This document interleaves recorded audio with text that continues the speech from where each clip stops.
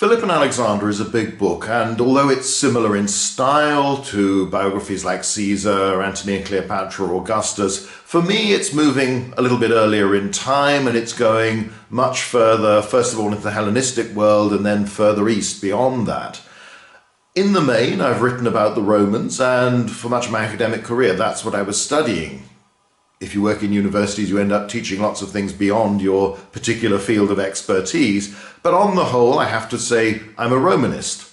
I've written a little bit about the Hellenic world before, particularly in Antony and Cleopatra, because obviously Cleopatra was a member of the Ptolemaic dynasty, this family set up by one of the commanders of Alexander the Great in the breakup of his empire after Alexander's premature death. So I've looked a little bit at that, and you cannot study ancient history without being deeply aware of Greek language and culture, because even if you focus on the Romans were obsessed with that past, obsessed with that culture, had this deep, rather confused sense, partly of inferiority, partly of superiority, in that on the one hand the Greeks seemed smarter, cleverer, more sophisticated, more talented than they were. On the other hand, the Romans had conquered them. But this is going back to a time when Rome was simply one growing Italian state among many, and Rome doesn't really feature in Alexander's story, although from then on, and particularly later during the Roman Empire, plenty of people speculated of what might have happened had Alexander lived on and marched to the west and confronted Rome before it was the great power it would subsequently become. But this is a story of Macedonia, and obviously it's a story of the Greek world and the Greek language. But Macedonia tends to be neglected because up until Philip II, the father of Alexander the Great, it wasn't very important.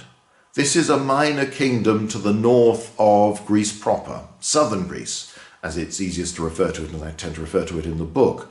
This is the Greece of Athens, of Corinth, of Thebes, of Sparta, the famous cities, but also of many, many more far less famous ones that, unless, like Plataea, they get caught up in great events and great wars, tend not to be remembered.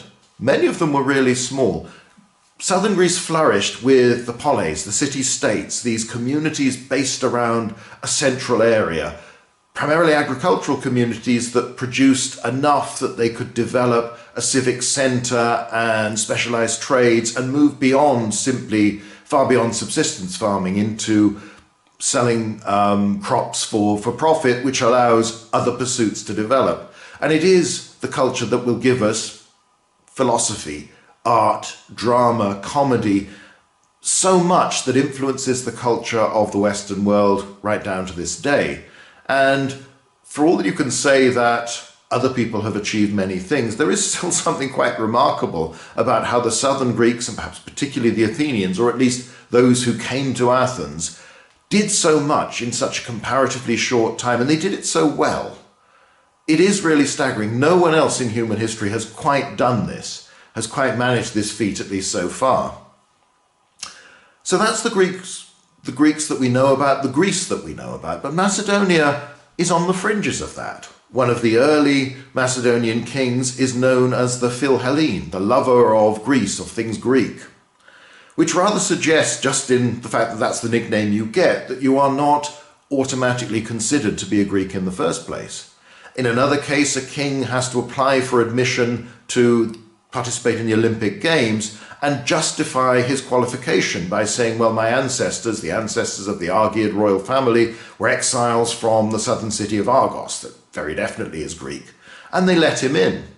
And by the time of Philip, on the whole, Macedonia is seen as mostly Greek, but probably a lot of people in the south would still see them as rather rustic, rather primitive, rather barbaric almost. They're on the fringes. They're not quite as bad, as unsophisticated and as scary as the Thracians and the Illyrians and others beyond that, but they're still not quite like us.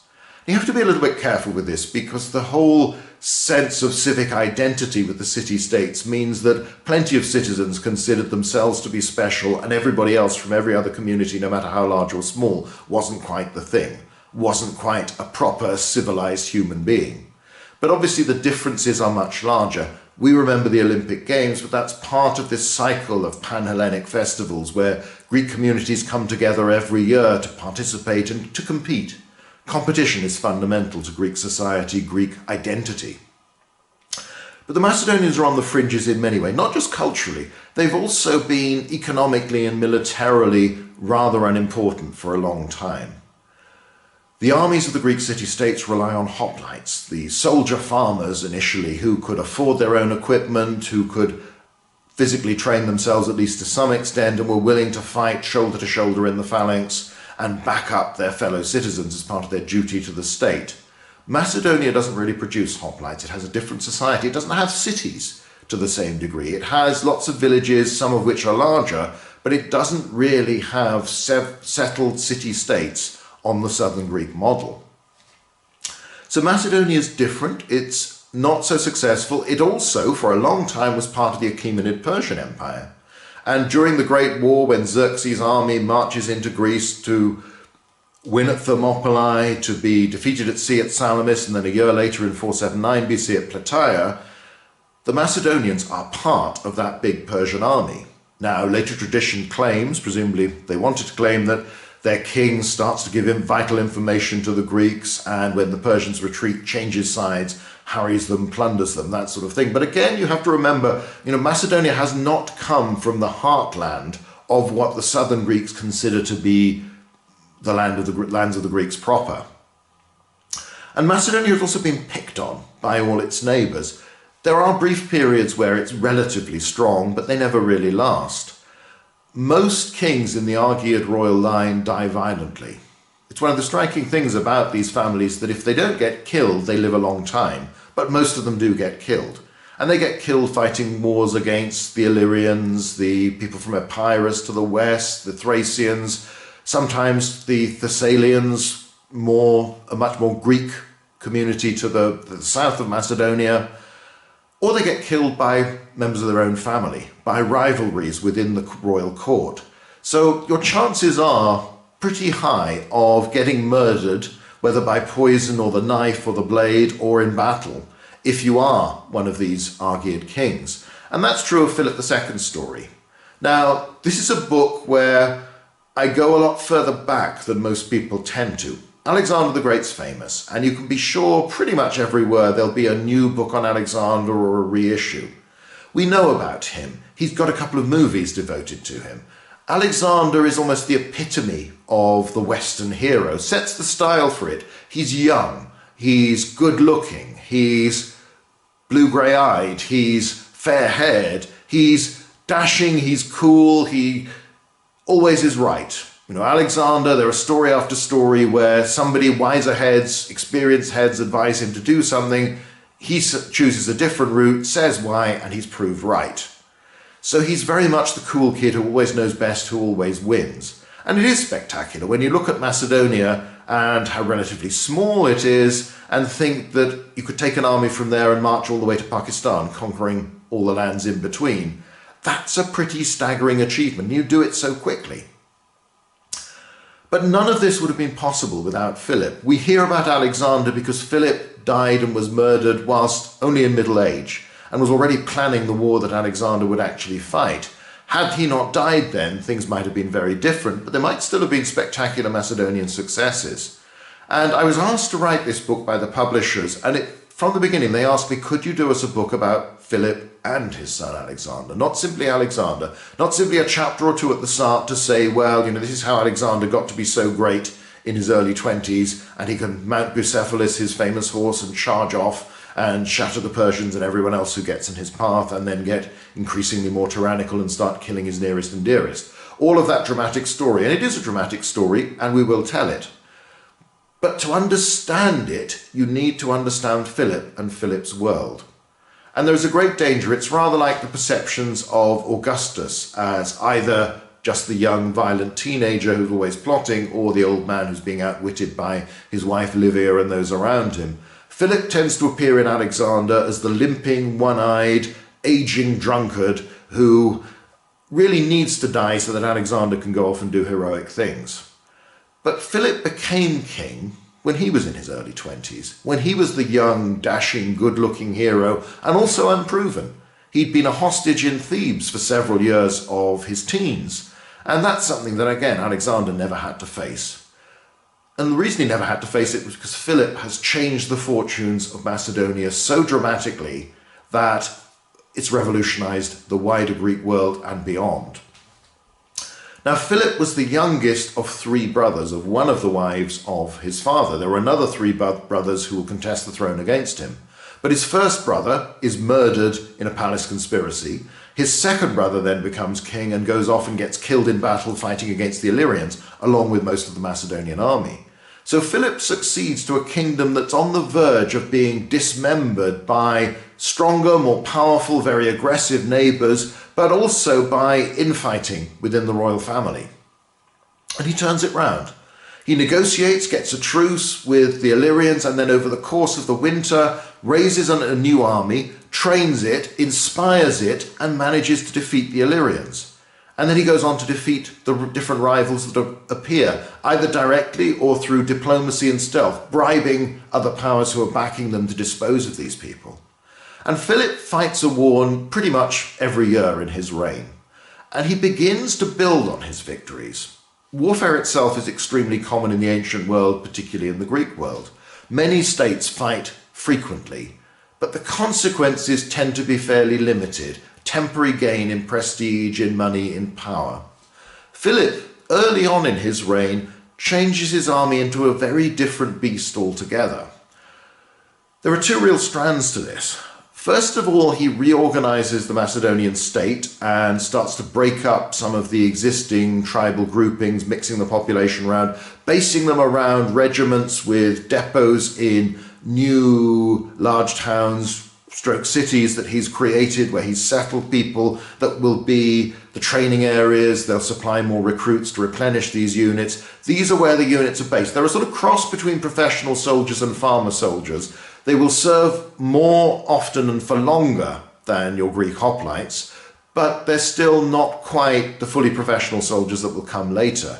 But Philip also hires a lot of mercenaries, and among the experts he hires are siege engineers. And early on, his army shows a capacity for taking walled cities that has not been matched by anybody in the Western world up until this point, and probably quickly moves beyond the techniques that are much more established of further to the east. And this is something that will make Philip's campaigns far more decisive. The growing, more permanent nature of his army and organisation of supply means that he marches fast and can go on campaign out of the normal season and stay on campaign longer. So Philip can attack you when you're not expecting it, and he can reach you wherever you are. But even if you go and hide behind your city walls, he then has the determination, the skill and the willingness to take the time and accept the casualties to storm those walled cities and capture them. And that makes his wars far more decisive. Philip keeps adding territory, whether allied or subject, to his kingdom of Macedonia. And each war he gets, he makes a profit. He gets money, he gets plunder, he gets power, he gets access to more manpower. He captures mines for silver and gold and other precious metals. A much later historian writing in the Roman period compares Philip to a merchant in the way he made war, because he invests the profits of one campaign to pay for the next season and the next season's fighting. So it's ongoing. Philip fights constantly and he turns things around. He becomes involved in the politics of southern Greece and does it extremely well. Philip is supposed to have boasted that he was prouder of his diplomatic achievements than his military achievements. And you can see that in the way he operates. He negotiates a lot. He marries with great forethought, in that he takes a succession of wives who are not Macedonian. He marries into Thessalian families. He marries into the Epirot royal family. And he uses marriage to Illyrians and others to cement alliances to keep the peace so that he can go off and do something else. And he outwits the leaders of the southern Greeks, in part because the leaders of the southern Greeks do not naturally come together. And you have the speeches, the famous Philippics of the orator Demosthenes at Athens, on whom Cicero will later model his attacks on Mark Antony after the death of Julius Caesar. They're full of vitriol, they're full of how terrible Philip is, but they're also not very full of concrete suggestions as to what to do, other than we must fight Philip because he's going to get more dangerous. But Demosthenes doesn't really have a clear strategy or much sense of how wars are fought to suggest anything that's likely to defeat Philip. And you have to remember that even though some voices like his in Athens see Philip as a great threat and wish to fight him, others are far more cautious. Others, according to Demosthenes, take Philip's money, so that's the reason they're on his side. But nevertheless, Philip will successively outwit all the different leaders of the main Greek states. He'll lose some battles early on. He suffers his first serious defeat in battle in Greece, in southern Greece. But again, he recovers, he comes back, he learns from it, he rallies the army, and he wins next time. Eventually, the big confrontation is in 338 BC at Chaeronea, where he defeats an army of a large number of Greek states led by the Athenians and the Thebans. But again, you should remember there are quite a lot of other Greek states that are fighting as part of Philip's alliance as well. So it isn't a simple everybody fighting for the freedom of Greece against the tyrant, the conqueror from the north. It's always more complicated than that. And it's more complicated partly because Philip's a very skillful political operator. He wins the battle. Alexander plays a conspicuous part for the first time really in his life. He's only 18 at the time. But there's a lot of complicated politics, and Philip then puts together what we know as the League of Corinth, which is this alliance between most of the Greek states. The Spartans don't take part as they had not taken part in the war against Philip beforehand, with the aim of seeking vengeance for the attacks on Greece by Xerxes and the Persians. Now, the fundamental irony that, of course, when that attack had occurred, the Macedonians were actually on the side of the Persians is not mentioned. People forget this. And Philip's is not the first voice to be suggesting this plan of action. There have been these pan-Hellenic theorists like Isocrates in the past who've been saying that we're wasting our time as Greeks fighting against each other. We should go off and instead of killing each other, we should go and pick on the Persians because they're really rich and they're not very good at fighting compared to us tough, hardened Greeks. So we can cream through them easily enough, loot them till next week, use the captives effectively as a peasant population to work the grand estates where we can live and become truly civilized, proper Hellenic people. The underlying concepts behind this theory are not particularly nice by modern standards, but they are embraced by Philip partly because, like many people who are trying to unite former enemies with their other allies, it's good to have a greater, stronger, more threatening enemy on the outside. You can unite everyone against them, particularly if you've got the promise of glory and of plunder. So it's keeping the people busy fighting under your leadership against someone else rather than giving them time to think and maybe have another go at you. So Philip's story is remarkable. We take it for granted because, again, we tend to start with Alexander and all the excitement of that. But without these couple of decades of politics, diplomacy, very hard fighting, remarkable innovation, the creation of a new style Macedonian army that's also tactically different in terms of its adoption of the pike, the much longer sarissa compared to the hoplite spear, and the development of the cavalry, particularly the companion cavalry of the king himself, backed by allies from Thessaly and elsewhere, to produce a combined arms force that is unlike anything in the wider world. It has the aggression that traditionally has been there and the willingness to close and fight hand to hand that the Greek hoplite has been so good at, with more mobility, with different types of fighting that other armies have done. The key thing with the Macedonian army is that whoever it fights against, it can always find something that works to its advantage. It can nearly always find a way to beat them. It's very flexible. It's very good. And it consists mainly of Philip's men. So we won't talk too much about Alexander today because after all, that's what the book's about as well. But one thing we often forget when we look at Alexander's army is that he's the new boy. He's the newcomer. He's only been king for 2 years when he sets out in 334 BC across to Asia Minor, modern-day Turkey. He's got some of his own contemporaries as officers, but the bulk of that army consists of older men at all levels. And this is even singled out by some of the later accounts, that he went and chose the veterans, not the raw recruits. These are men who've spent much of their adult lives fighting under Philip's leadership and winning. It's a very competent team. It's a very well-practiced team who knows each other Nearly all the senior commanders are Philip's men, but that's also true at every level as you go down to the ordinary soldier. And to an extent, Alexander has to prove himself worthy of leading this veteran army. Yes, he's the king. Yes, they fight because they are companions of the king. There is this strong sense of a shared enterprise, like a chieftain and his warriors, that the most senior ones will feast with him and live with him and share all the spoils, but they'll also risk their lives and, if necessary, die with him. But that extends throughout the army, at least the Macedonian component, which is perhaps a third of the entire army. The campaigns in the east are fairly well known, though I don't think as well understood as they should be, because we tend to focus on the dramatic.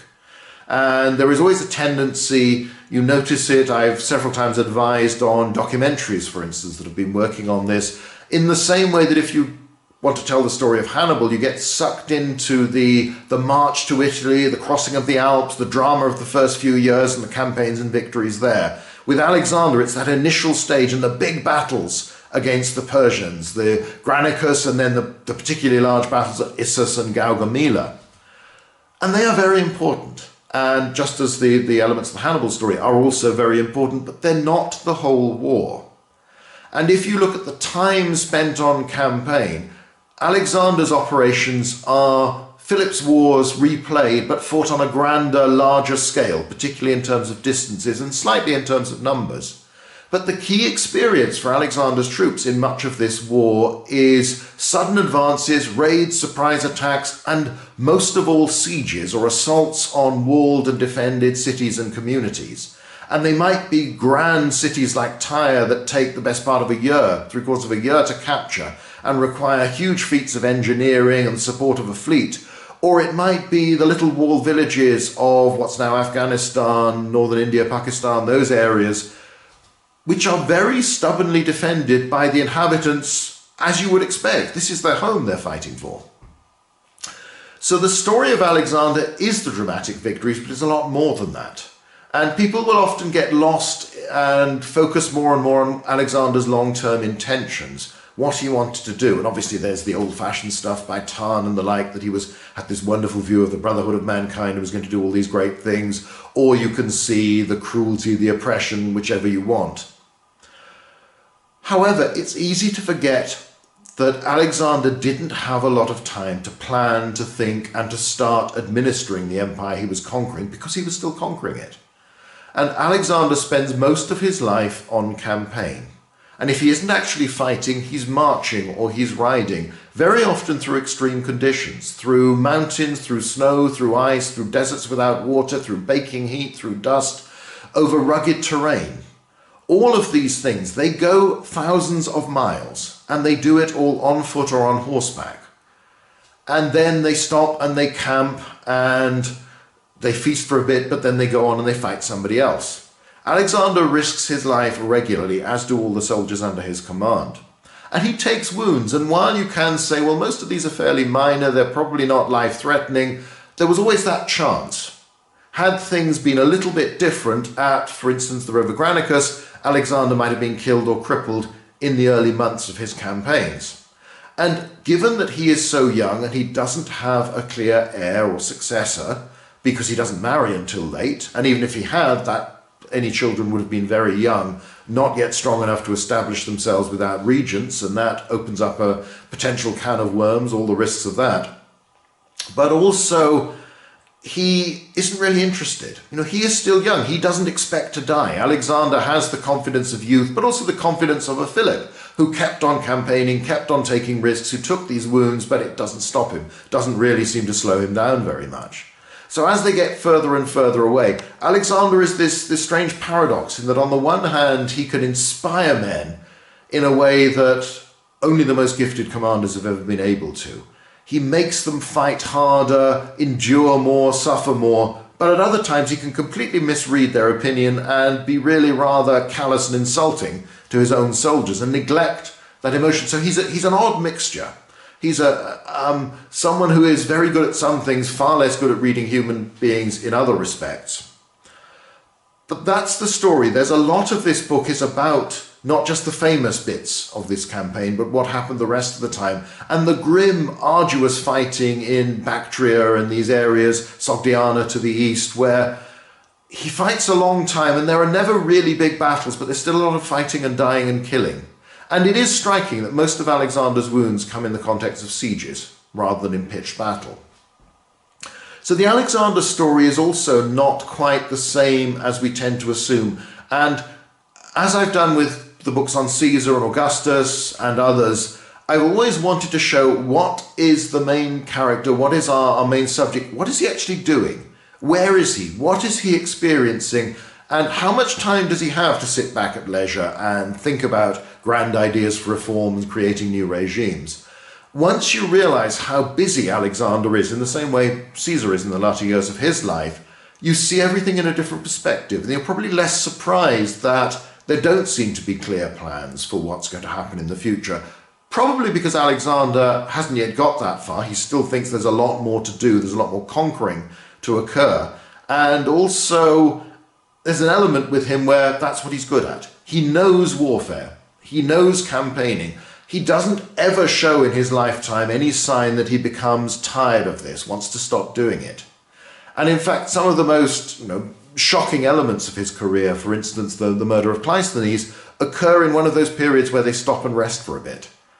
Neither Alexander nor many of the other Macedonians seem to cope well with idleness. And presumably, this campaigning must have taken some physical and mental toll on all of them, but they become used to it and they don't really know what to do the rest of the time, which means that, again, it's easier to just find another war to fight.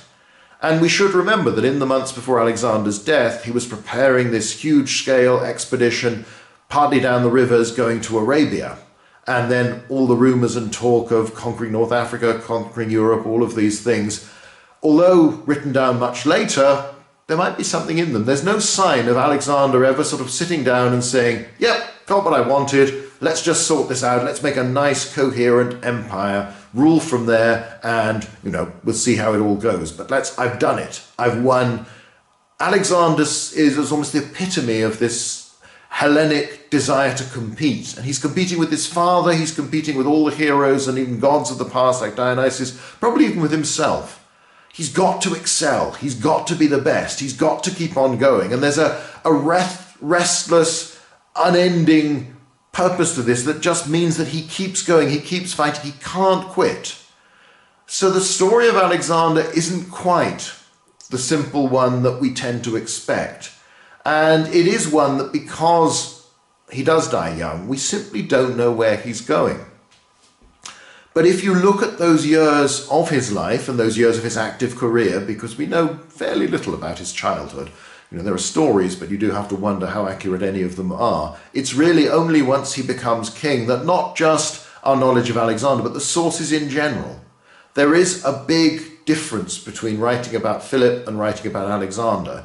And Philip's misfortune was, to a great degree, that his son goes on to be so famous, because Philip gets retrospectively cast in Alexander's shadow.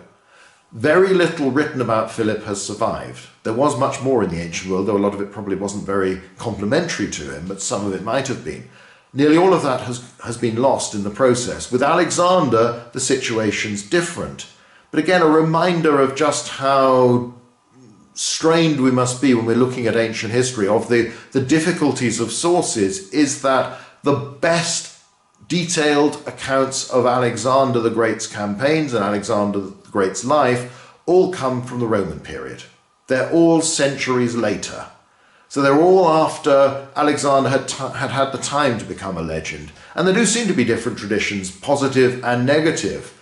And Alexander himself had shaped his own image, his own reputation during his lifetime, to the extent where Suetonius tells us a story about Caesar Augustus looking at Alexander and thinking, well, Alexander got historians to praise him so much, to exaggerate his achievements so much that he became ridiculous. And Augustus resolves not to make the same mistake. So there's an element where you can oversell your legend, which Alexander had probably done in his lifetime. And that then distorts the record. So we do have to be careful. It's far more difficult to approach Alexander as a man, as a human being, than it is Caesar, Augustus, Mark Antony, Cicero, say, from the later Roman Republic. And even with them, it's difficult. But with Alexander, it's far, far harder. But that's what makes it so intriguing. I hope I've given a new take on the Alexander story because it's also the Philip story. The two of them matter. Without Philip, Alexander simply couldn't have done what he did, and certainly not so quickly. And we might never have heard of him at all. So the two really are locked together. And that's how I think they need to be understood. But I'm hoping that in both cases, although obviously a lot of this is familiar, well-trodden ground, I hope I've explained it, pitched it, looked at it in a different way. Maybe that's an advantage of being first and foremost in the past a Romanist, that I come as something of an outsider and look in a different way. That has pitfalls as well. I hope I've avoided them, but you never know. And I hope the advantage is that perhaps you have a little more perspective that some of the period specialists inevitably lose because you're so focused on this one topic and you're so used to the ideas and the evidence and the theories behind it.